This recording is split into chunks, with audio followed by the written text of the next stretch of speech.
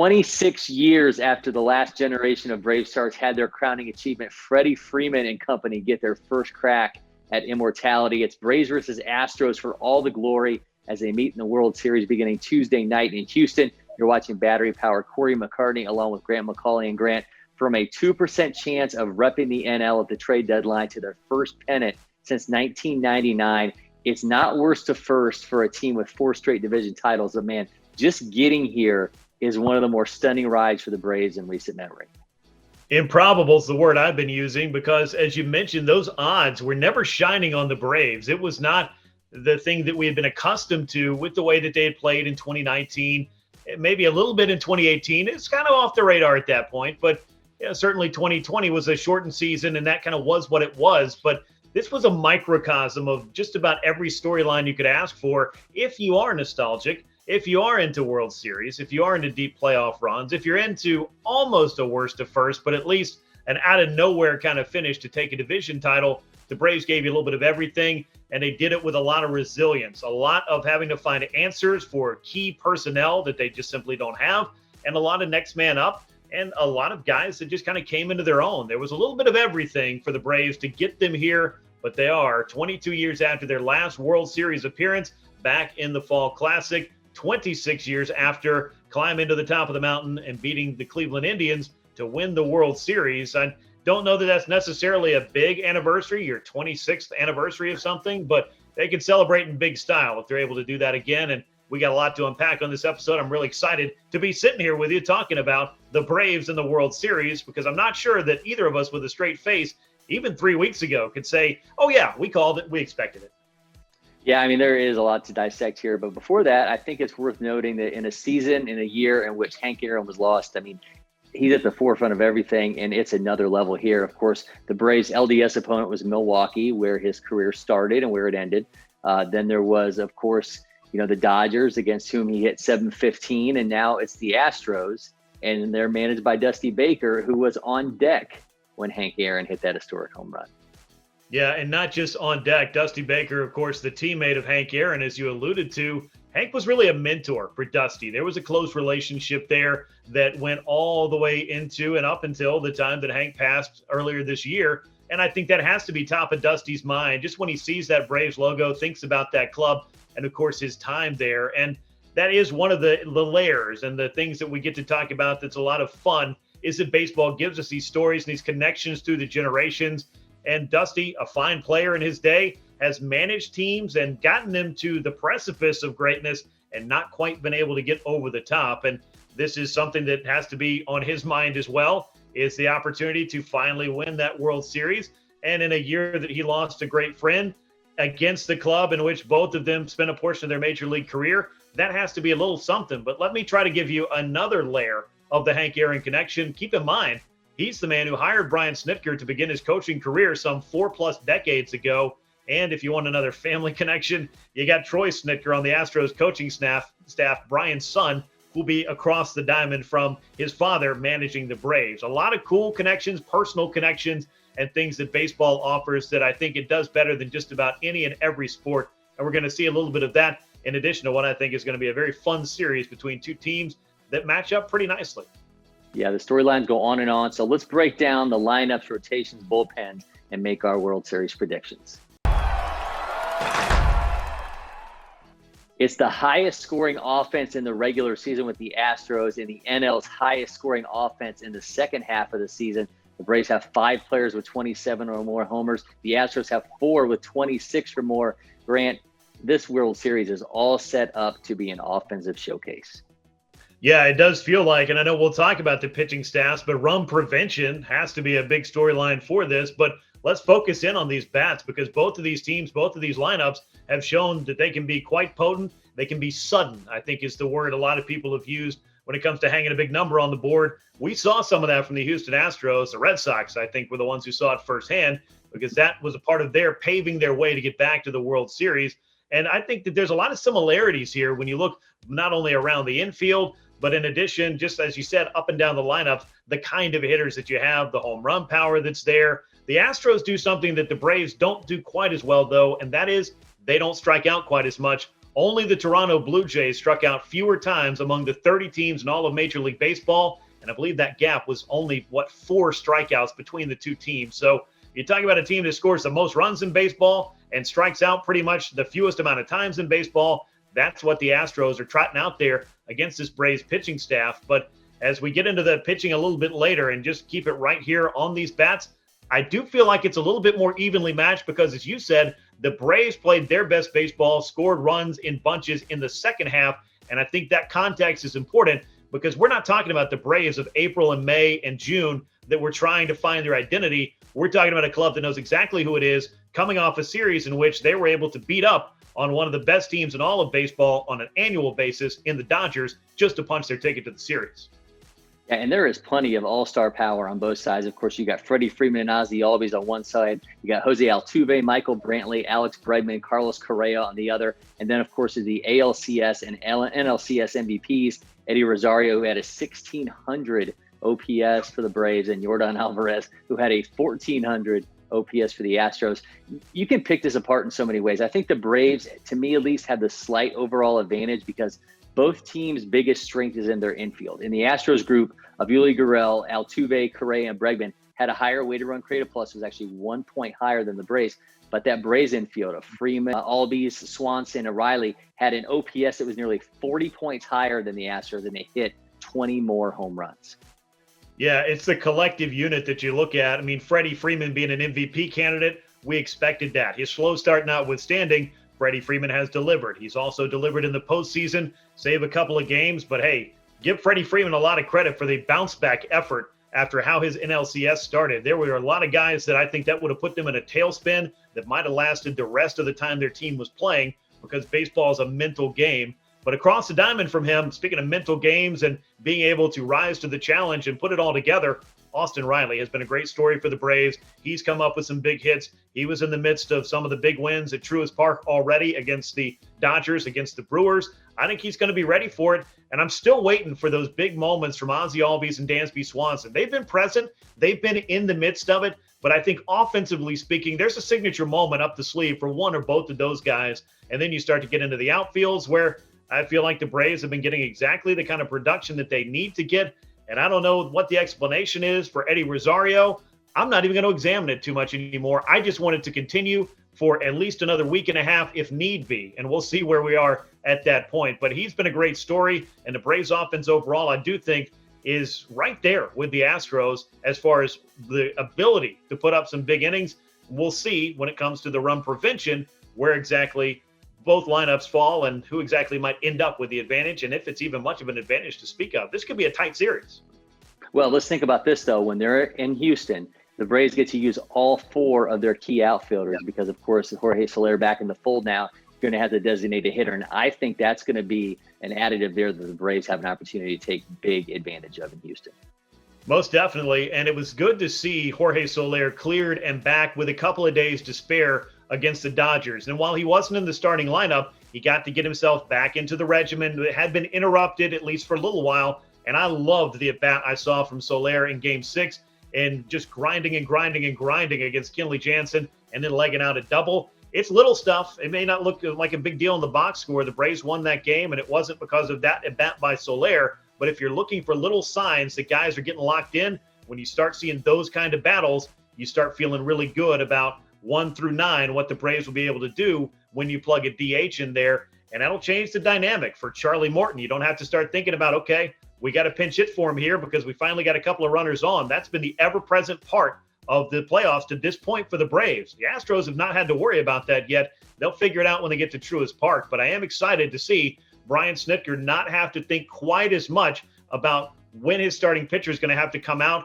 and how many innings he's going to ask out of a very capable bullpen to cover on a night-to-night basis. That is a huge advantage, I think, Corey, that the Braves will be very happy to have going, at least for those first couple of games. On to the rotations, and with Charlie Morton, Max Fried, and Ian Anderson, the Braves rotation has pitched to a 3.27 ERA this postseason, more than 2 runs better than the Astros staff that will be without Lance McCullers yet again. This area, Grant, would seem to be a clear advantage to the Braves, but Houston has allowed a combined 3 runs over its last 3 wins over the Red Sox, including a shutout to finish off the ALCS.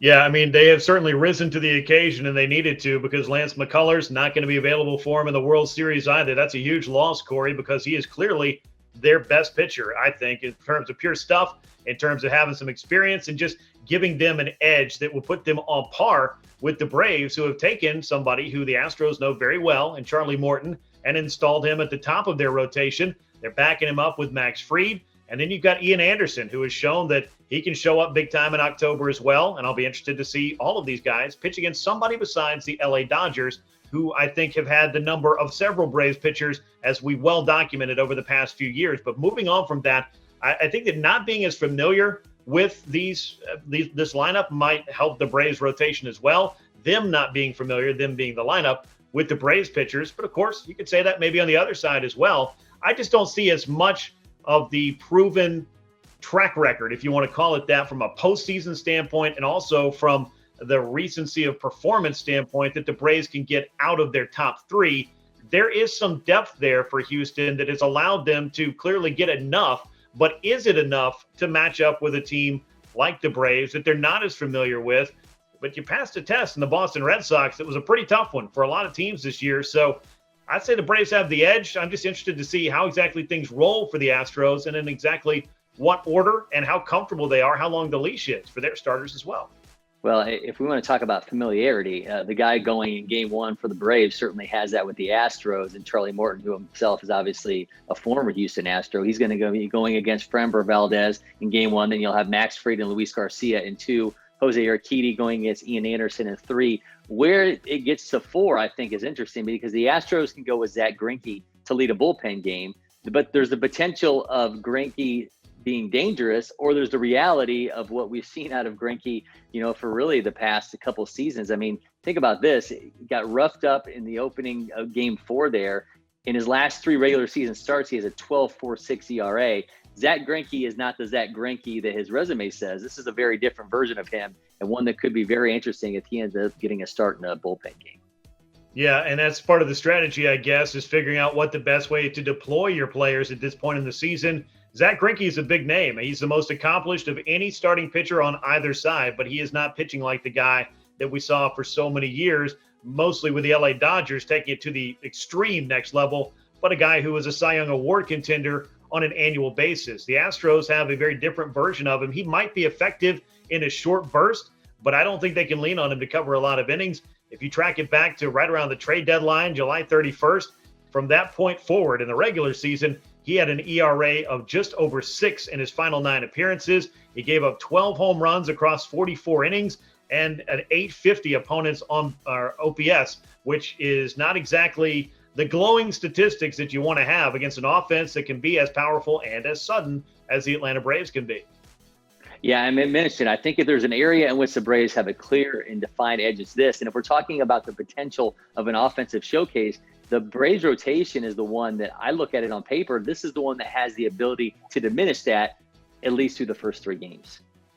I think it could. And I think Charlie Morton has showed a ton by reaching down in Los Angeles and not letting the Dodgers have the last laugh very early in that game against him. He had to battle his command a bit. He had a strike zone that wasn't exactly cooperating with him, but he was able to lock things down and give the Braves 5 very important innings. And I think that's huge. I think Max Fried has a bounce back start ready. And if you look at the game 2 in which the Braves are in a hostile place, I think Dodger Stadium is a nice place to maybe have warmed up a bit, if you want to call it something like that, for Max Fried.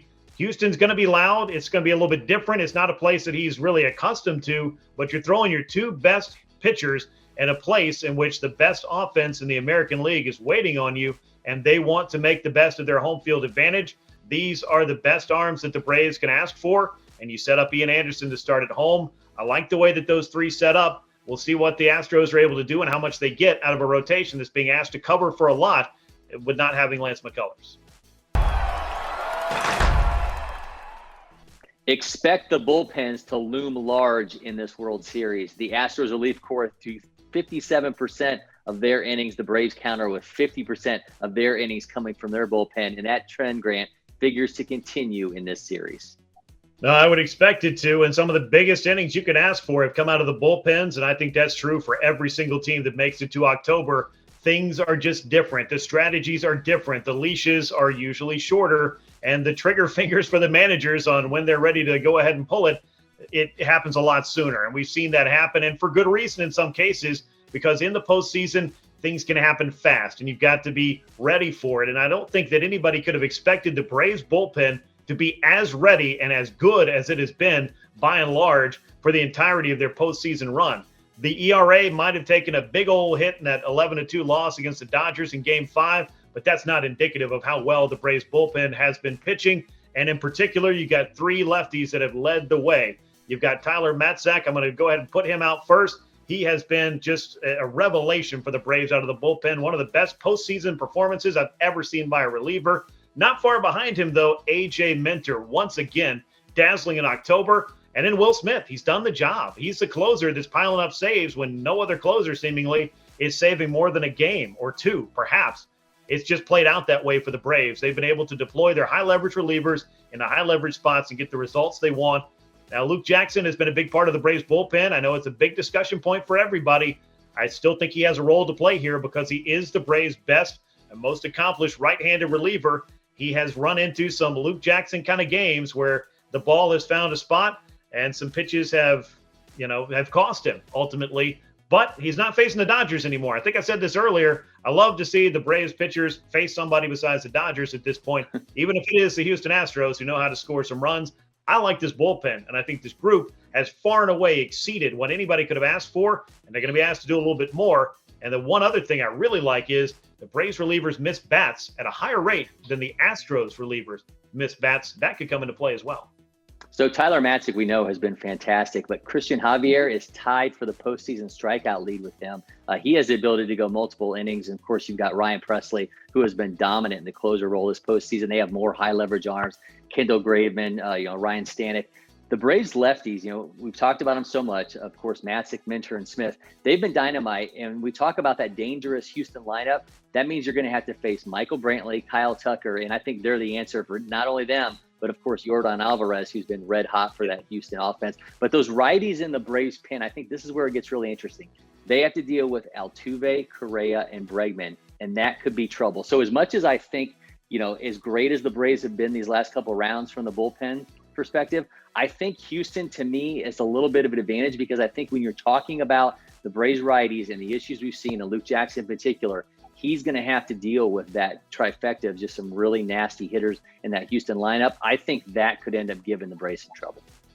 It could. It very well could. The Astros are going to be a very, very difficult ride for a bullpen trying to navigate through there. There's going to be some difficult decisions, of course, for Brian Snitker. And with that three-batter minimum, like the other night, even if you wanted to go get Luke Jackson, you had to get through those three batters. And that was enough to start to set a little bit of a blaze that Tyler Matzek was able to come in and snuff out. But long story short, I think that the Astros knew where they needed some help, and that was getting their bullpen fixed. They did it at the trade deadline, much like the Braves did in their outfield. They knew it was a weakness. They addressed it. They do have some arms, but I like the Braves as far as their strikeout ability, which may come in handy against a club that has been known to be difficult to strike out. You might as well have some guys that are really good at it. I think the Braves do have that. This much we know, a Snitker is going to be a World Series champion, but will it be the Braves manager Brian or Troy, the Astros hitting coach? The Astros scored 5 runs or more in all but one of the games in ALCS, including a combined 23 in the last 3 games. The firepower is real. It's spectacular, and you could argue a team that scored 27 or more runs could spell trouble for the Braves. I think the difference here, though, Grant, is starting pitching. The Braves have fewer questions than the Astros do. Of the 4 teams that played in the LCS, the Braves allowed the fewest runs, 13 less than Houston. I think that's ultimately going to be the equalizer. My prediction, I'm taking the Braves in 6. All right, I'm going to go Braves in 7. I do think that this is going to be a much tougher task to put down the Astros, who are a club that not necessarily better than the Dodgers on paper if you're looking at it from 30,000 feet, but they come in a better position than the Dodgers did into the NLCS, which was a factor for the Braves that they took advantage of, as all good teams should do. If it's an opportunity for you to have a leg up on your opponent and they have to deal with the question marks about their pitching decisions or what have you, then take advantage of that. The Astros are kind of in that boat, but I feel like they're a little bit more steady than the Dodgers, who had to go through the Giants, and it took all 5 games to get them there. The Astros handled their business against the Red Sox. Braves handled it against the Dodgers. I feel like these two teams are coming in on about equal rest. Braves have to be the first one to travel. They got to play in hostile territory, but as you pointed out, Corey, they do get that DH. I think the Braves lineup has enough firepower to deal with Houston. And then again, I come back to run prevention. And as you pointed out, the Braves rotation just that much better. And I think that's going to be the difference in this series. And I think it's going to go all 7 because I'm nostalgic. I want to see a 7-game series. I want to see a great series between these two teams, but I do want the correct Snitker to win. And I'm picking the Braves and Brian Snitker because after 4+ decades in this organization, I don't know if anybody has earned it more than Brian Snitker. Well, it has the potential to be a classic. And once since this franchise moved to Atlanta in 1966, have they been crowned champions. They stand 4 wins away from doing just that. And if you haven't already, come along for the ride with us here on Battery Power. So make sure you go to the Talking Chop YouTube channel, subscribe, turn on those notifications so you get an alert every time we drop a new episode. He's Grant McAuley. I'm Cory McCartney. Thanks for watching, and we'll see you in next time, Braves Country.